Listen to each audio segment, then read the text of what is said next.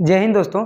इसके पहले वाले क्लास में ध्यान रखना हम आपको बता दिए थे क्वेश्चन 5 तक की जो है कौन कौन सा क्वेश्चन पेपर में आपके आएगा। ध्यान रखना अब हम लोग क्वेश्चन 6 से जो है इसको सॉल्व करने के लिए देख लेते। ठीक, देखो जो है क्वेश्चन 6 क्या कह रहा है, सिद्ध कीजिए कि 3 + 2 करड़ी में क्या है 7, एक अपरिमेय संख्या हम लोगों को सिद्ध करना है ना। तो ध्यान रखना क्वेश्चन 6 को जब हम लोग सॉल्व करेंगे, क्या करेंगे, सॉल्व। तो ध्यान रखना जब इसको हम लोग सॉल्व करेंगे तो क्या लिखेंगे, पहले क्या दिया है कि 3 + 2 करड़ी में 7, यही सॉल्व करना है ना कि यह एक अपरिमेय संख्या है, कुछ करना ही नहीं है, सिंपल है। देखो हम लोग पहले जब इसको अपरिमेय सिद्ध करना है तो मान भी तो हम सकते हैं कि ये परिमेय संख्या है। अगर अपरिमेय सिद्ध करना तो हम मान सकते हैं कि परिमेय संख्या है। तो सिंपल क्या लिखेंगे, माना 3 + 2 करड़ी में 7 एक परिमेय संख्या है। अगर हम इसको मान लिए ये परिमेय संख्या है, तो कोई भी परिमेय संख्या होती है, हम लोग पढ़े ना परिमेय संख्या की परिभाषा कि जो है परिमेय संख्या, ध्यान रखना जो p/q, मतलब p/q का अर्थ होता है जिसे भिन्न के रूप में लिख सकते हैं। जैसे ये होता है ना कि 1/2 हो गया, 3/4 हो गया, ऐसी होती है ना परिमेय संख्याएं। तो जिसको हम लोग इस रूप में लिख सकते हैं उसे क्या कहते हैं, परिमेय संख्या। तो जो p/q का मतलब भी वही होता है, p/q अर्थात ऊपर वाला ऊपर वाले को, नीचे वाला नीचे वाले को बताता है। तो जो संख्या, ध्यान रखना अगर इसे हम परिमेय मान रहे हैं तो ये संख्या p/q के रूप में होगी कि नहीं, पूरा हो सकती है। तो ध्यान रखना ये संख्या क्या होगी, p/q के रूप की हो सकती है कि नहीं। तो जब ये संख्या पूरा p/q के रूप की हो जाएगी तो हमें दिक्कत ये किस बात की है, तो लिख सकते हैं कि ये p/q बराबर होगा किसके, 3 + 2 करड़ी में 7 के। तो ये संख्या क्या हो जाएगी, परिमेय हो जाएगी। तो ध्यान रखना अब क्या करेंगे, अब हम लोग ध्यान रखना क्या करेंगे, दोनों पक्षों का कर देंगे वर्ग। क्या करेंगे, लिखेंगे दोनों पक्षों का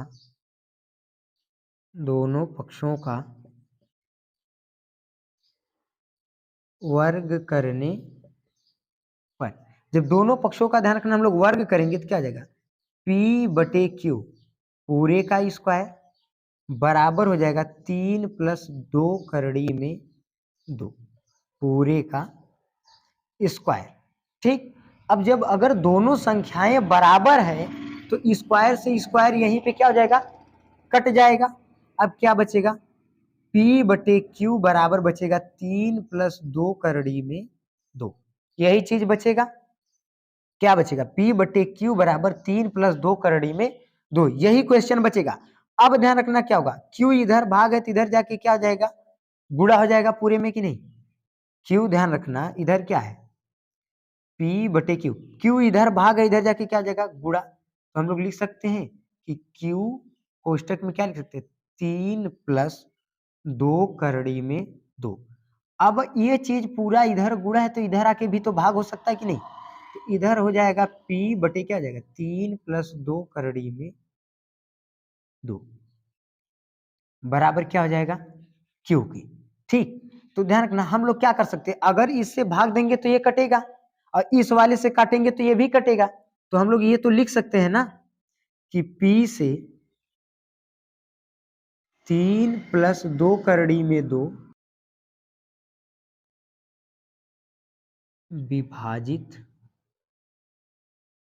होगा, इसलिए 3 + 2 करड़ी में 2 से क्या होगा, 1 मिनट,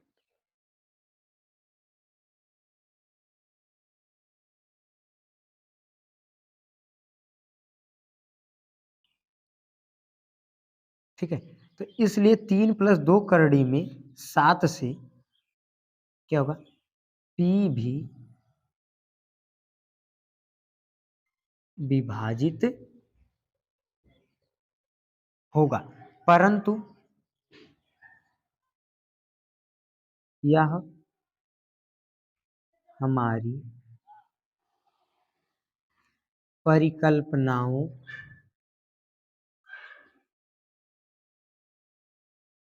का विरोध करता है,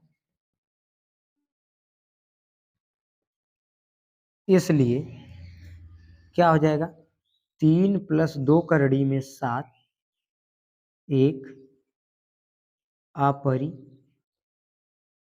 संख्या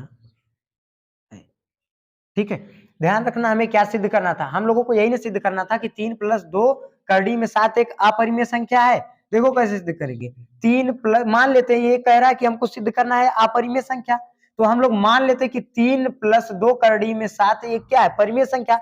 अगर परिमेय संख्या होगी तो ये p/q की क्या होगी, बराबर होगी। तो p/q की अगर बराबर होगी तो p/q बराबर होगा 3 + 2 करड़ी में 7। 3 क्या होगा, बराबर होगा 3 + 2 करड़ी में 7 के। ठीक, तो हम लोग क्या करेंगे, दोनों पक्षों का क्या कर देंगे, वर्ग। अगर दोनों पक्षों का वर्ग करेंगे तो यहां से क्या हो जाएगी, करड़ी बाहर निकल हट जाएगी, और करड़ी हट जाएगी तो क्या हो जाएगा, परिमेय संख्या हो जाएगी। तो हम लोग क्या कर दिए, दोनों पक्षों का वर्ग, लेकिन दोनों पक्षों का वर्ग किए तो p/q है वो इस वाले के क्या है, बराबर है, इसीलिए स्क्वायर से यहाँ स्क्वायर क्या हो जाएगा, कट जाएगा। तो क्या बचेगा, p/q बराबर बचेगा 3 + 2 करड़ी में 7 बचेगा। अब देखो ध्यान से, q इधर भागत इधर जाके क्या हो जाएगा, गुणा, तो इसलिए p इधर क्या बचेगा, जब q भाग जाएगा तो क्या बचेगा, pa बचेगा। तो इसलिए लिखेंगे p बराबर q, कोष्टक में क्या बचेगा, 3 + 2 करड़ी में 7 है। अब देखो 3 + 2 करड़ी में 7 अगर इधर गुणा है तो इधर आके क्या हो जाएगा, भाग हो जाएगा। तो हम लोग अगर ध्यान को भाग करेंगे तो इस वाले से इस वाले को तो काट सकते हैं ना। अगर मान लो कि 15 बटे जो है दे दिया है कितना, 25 दे दिया है, तब भी तो हम काट सकते हैं ना, 5 से 5 या 15, और 5 से इसको काटेंगे तो 5 × 5 = 25, काट सकते हैं ना वो नीचों वाले से ऊपरा वाले को, और ऊपरा वाले से अगर काटेंगे तब भी नीचों वाले कटेगा। तो इस तरीके से हम लोग क्या कर सकते हैं, काट सकते हैं। परंतु यहाँ पे ये समस्या है कि ये करड़ी में है, ये क्या है, यहाँ पे करड़ी में है और ये करड़ी से बाहर है, तो इसको हम लोग काट नहीं सकते। ये हमारी परिकल्पना का विरोध कर रही है कि नहीं इसको हम लोग काट पाएंगे, नहीं काट पाएंगे। समझ में आ रहा है कि नहीं, तो इसको हम लोग जब काट नहीं पाएंगे तो ध्यान रखना क्या होगा, ये हमारी परिकल्पनाओं का क्या करेगी, विरोध करेगी। इसीलिए ध्यान रखना हम लोग लिख दिए 3 + 2 करड़ी में 7 एक क्या है, अपरिमेय संख्या। कोई दिक्कत नहीं ना। अब हम लोग देख लेते हैं अगला क्वेश्चन। देखो अगले क्वेश्चन में ध्यान रखना क्या कह रहा है हम लोगों से, अगले क्वेश्चन में कह रहा है कि जांच कीजिए कि क्या निम्न द्विघात समीकरण है। ये जो नीचे यहाँ लिखी गई संख्याएं हैं इनको बारी बारी से हम लोगों को चेक करना है कि ये द्विघात समीकरण है कि नहीं। ध्यान रखना, द्विघात समीकरण किसे कहते हैं, ध्यान रखना कोई भी समीकरण लिखे जिसमें घातों की संख्या अधिकतम कितनी होनी चाहिए, 2। अगर 2 है तभी द्विघात कहेंगे, 3 हो गई तो 3 घात हो जाएगा ना। तो इसीलिए अधिकतम संख्या कितनी दिखाई देनी चाहिए, 2 दिखाई देनी चाहिए। तो अधिकतम संख्या अगर 2 दिखाई देगी तो द्विघात समीकरण रहेगा, और नहीं दिखाई देगी तो नहीं। तो हम लोग पहले वाले को सॉल्व कर रहे हैं। देखो जब पहले वाले को सॉल्व करेंगे तो ध्यान रखना a + b का होल क्यूब आप लोग पढ़े ही होंगे, उसी के सूत्र पे इसको रखेंगे तो क्या आएगा, x का क्यूब प्लस 2 का क्यूब प्लस 3 × x × 2 ब्रैकेट में हो जाएगा क्या, x + 2 बराबर। इसको जब सॉल्व करेंगे तो इसका गुणा एक बार इसके साथ होगा, एक बार इसके साथ। जब इसके साथ होगा तो 2 है तो 2, और x का x के साथ होगा x की पावर 3, वही वही काम इधर भी होगा। तो ध्यान रखना जब इसका प्लस माइनस का गुणा होगा तो -2 का इसके साथ होगा तो 2x हो जाएगा। अब देखो क्या होगा, x का क्यूब है तो x क्यूब, उसके बाद देखो यहाँ पे प्लस 2 का क्यूब करेंगे कितना हो जाएगा 8, प्लस 2 का इसके साथ 2 3 6 x ब्रैकेट में x + 2 इधर बचेगा बराबर 2x की पावर 3 - 2x। जब आगे सॉल्व करेंगे तो x की पावर 3 प्लस क्या हो जाएगा 8 और 6x। देखो ध्यान से क्या हो जाएगा 8 प्लस 6 का जब इसके साथ गुणा करेंगे देखो तो गिनती है नहीं कि गिनती होगी, तो गिनती उतर जाएगी, x का x के साथ होगा तो x की पावर 2 हो जाएगी। फिर देखो प्लस है तो क्या लिखेंगे प्लस 6 का 2 के साथ 6 दूनी 12, x का तो होगा नहीं तो इसलिए x यहाँ पे लग जाएगा। अब बराबर देखो ध्यान से क्या है 2x की पावर 3 - 2x, यही चीज दे रखा है ना।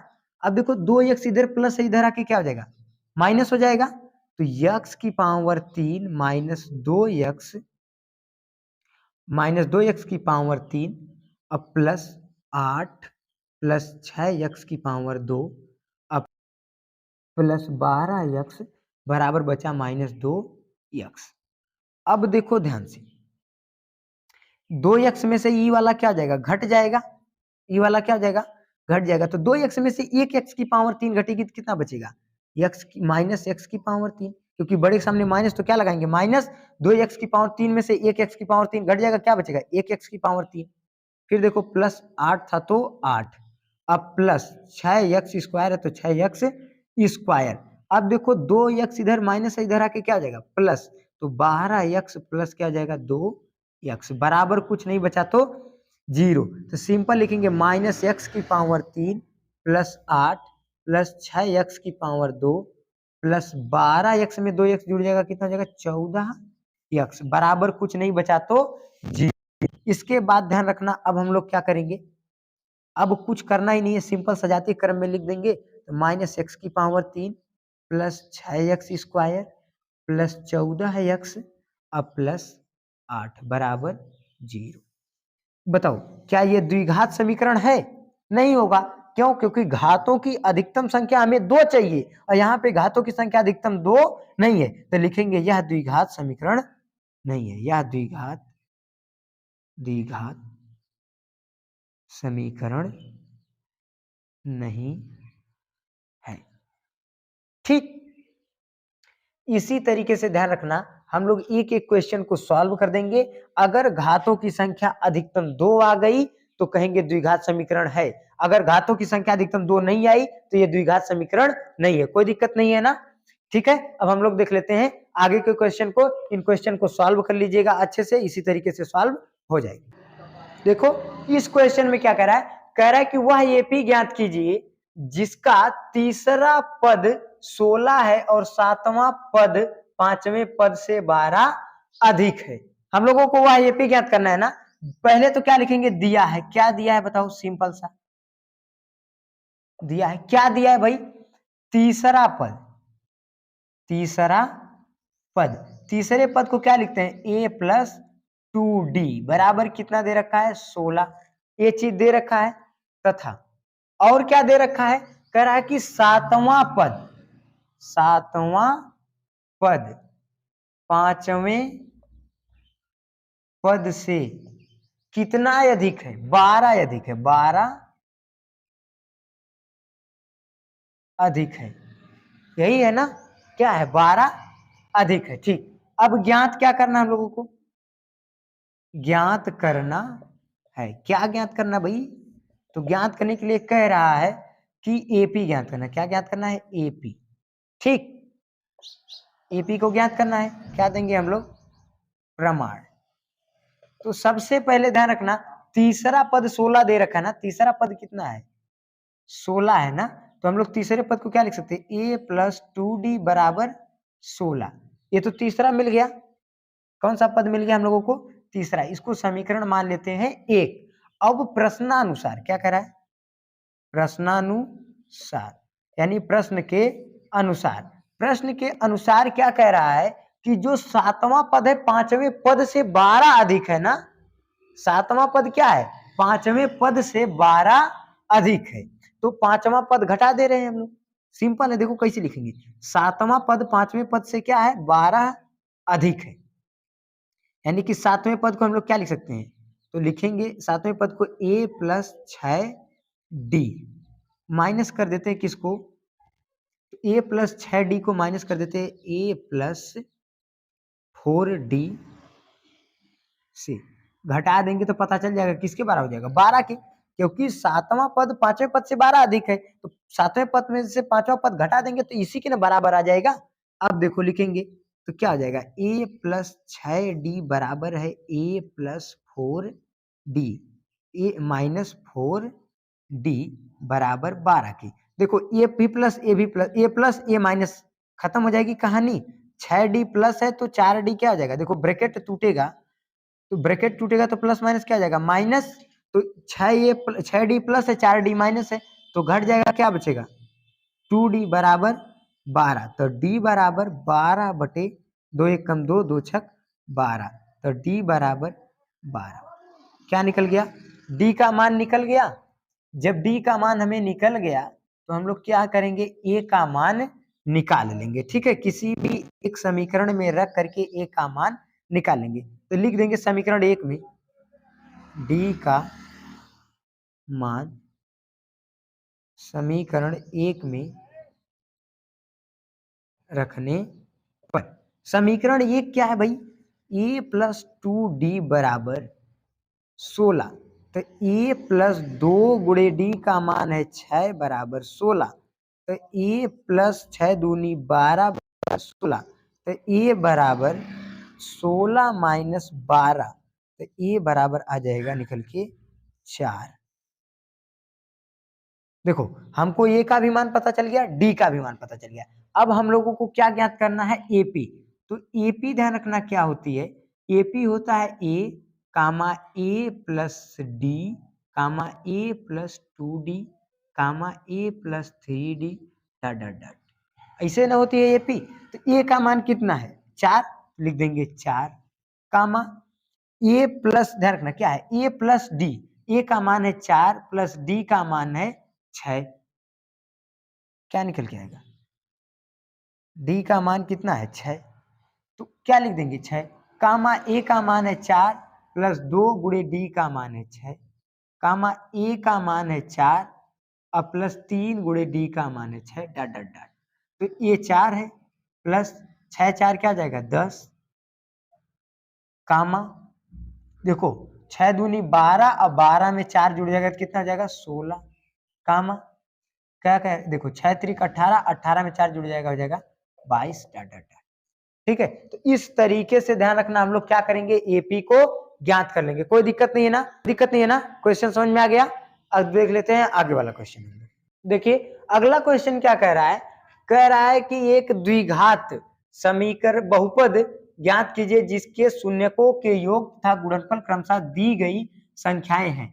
4 कामा 1 है, 0 कामा 5 है, 0 कामा करणी 5 है, करणी में 3 कामा 1/3 है, 1 कामा 1 है। ठीक, अब ध्यान रखना हम लोग क्या करेंगे, क्वेश्चन में जो क्वेश्चन आपको दिए थे उस क्वेश्चन में यही है।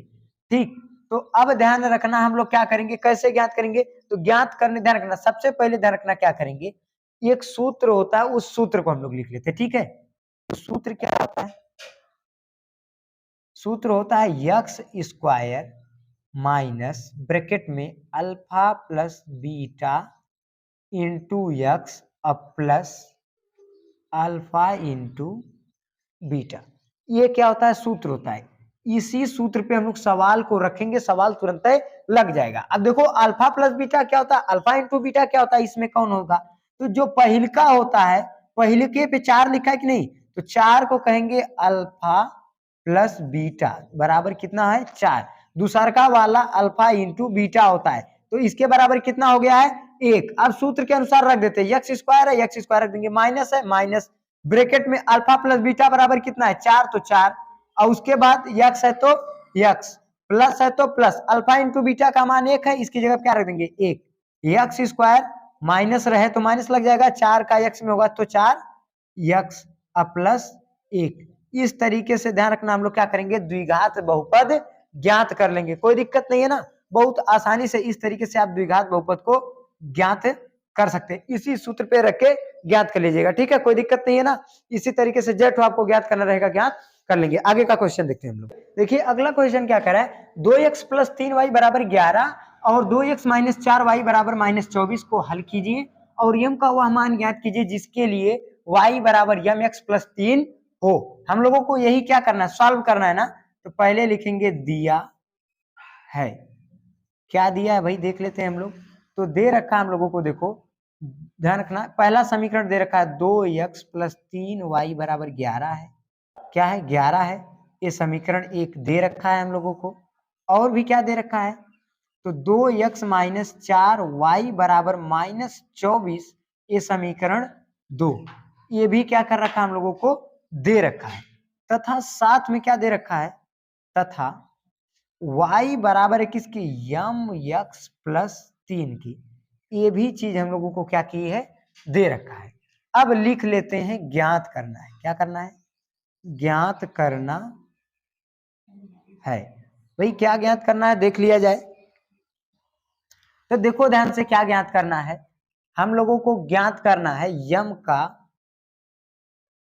मान, क्या ज्ञात करना है, यम का मान। अब हम लोग क्या करेंगे, इसको हल करेंगे तो लिखेंगे प्रमाण। ध्यान रखना अगर आप इन चीजों को इसी तरीके से लिखेंगे तो आपका नंबर चांस है कि बहुत ज्यादा अच्छा आएगा। ठीक, अब देखो हम लोग सॉल्व कर लेंगे, तो पहले और दूसरे समीकरण की तुलना कर देंगे, x का मान y का मान निकल जाएगा, तो x y का मान निकाल के सॉल्व कर दे, निकल जाएगा। देखो समीकरण लिखेंगे, ध्यान रखना क्या है, 2x प्लस 3y बराबर 11, ठीक, तथा क्या है, तथा दो वाला समीकरण क्या है, 2x माइनस 4y बराबर माइनस 24, ये दे रखा है। लिख देंगे समीकरण 1 तथा 2 की तुलना करने पर समीकरण 1 क्या है, ध्यान रखना, तो 2x प्लस 3y बराबर 11, और दूसरा समीकरण क्या है, 2x माइनस 4y बराबर माइनस 24। प्लस है तो माइनस, माइनस है तो प्लस, प्लस है माइनस है तो प्लस, ये कट जाएगा, प्लस प्लस जुड़ जाएंगे, 4 3 क्या जाएगा 7y बराबर, ये जुड़ के क्या आ जाएगा 35, तो y बराबर ध्यान रखना क्या जाएगा 35/7, 7 एकम 7 बचे 35, तो y बराबर क्या निकल के आ गया 5, क्या निकल के आ गया, y का मान निकल गया। अब हम लोग किसका मान ध्यान रखना निकाल लेंगे, x का मान, किसका मान निकाल लेंगे, x का मान किसी भी एक समीकरण में रख देंगे, निकल जाएगा, y का मान रख देंगे, x का मान निकल जाएगा, लिखेंगे y का मान समीकरण 1 में रखने पर, समीकरण 1 क्या है, ध्यान रखना, 2x प्लस 3y बराबर 11, तो 2x प्लस 3 गुणे y का मान है 5 बराबर 11, तो देखो 2x प्लस 3 5 3 क्या आ जाएगा 15 बराबर 11, 15 प्लस इधर जाके माइनस, तो 2x बराबर हो जाएगा 11 माइनस 15, तो 2x बराबर क्या हो जाएगा, घट के बचेगा बड़े के सामने माइनस, तो माइनस 4 बचेगा। आगे सॉल्व करेंगे तो 2 गुणा इधर आके क्या जाएगा भाग, तो x बराबर माइनस 4/2, 1 कम 2, 2 दूनी 4, तो x बराबर माइनस 2, एक एक चीज का मान निकल के आ जाएगा, ठीक है ना। अब ध्यान रखना ये चीज तो हो जाएगी, इस तरीके से हम लोग इसको क्या कर लेंगे सॉल्व, x का मान निकल गया, y का मान निकल गया। अब ध्यान रखना लिख देंगे, तब क्या लिख देंगे भाई, दे रखा है ना y बराबर यम x प्लस 3, तो y का मान है कितना 5 बराबर यम गुणे यम का x का मान है -2 प्लस 3, 3 इधर प्लस इधर आके माइनस, तो 5 माइनस 3 बराबर यम गुणे -2, तो 2 इधर घट के बचेगा 2 बराबर यम गुणे -2, इधर गुणा इधर आके भाग, तो 2/-2 बराबर यम, कट के बचेगा 1, तो यम बराबर -1, आंसर निकल के आ जाएगा, ठीक है। इस तरीके से ध्यान रखना, हम लोग इसको क्या करेंगे सॉल्व कर लेंगे। तो आशा करते हैं जितने क्वेश्चन आज आपको बताएं सभी क्वेश्चन अच्छे से समझ में आ गए होंगे, आप लोग इन क्वेश्चन को बेहतरीन तरीके से तैयार कर लीजिएगा, ठीक है। और हम ध्यान रखना आगे वाले वीडियो में हम लोग आगे के क्वेश्चन को तैयार करेंगे, ठीक है।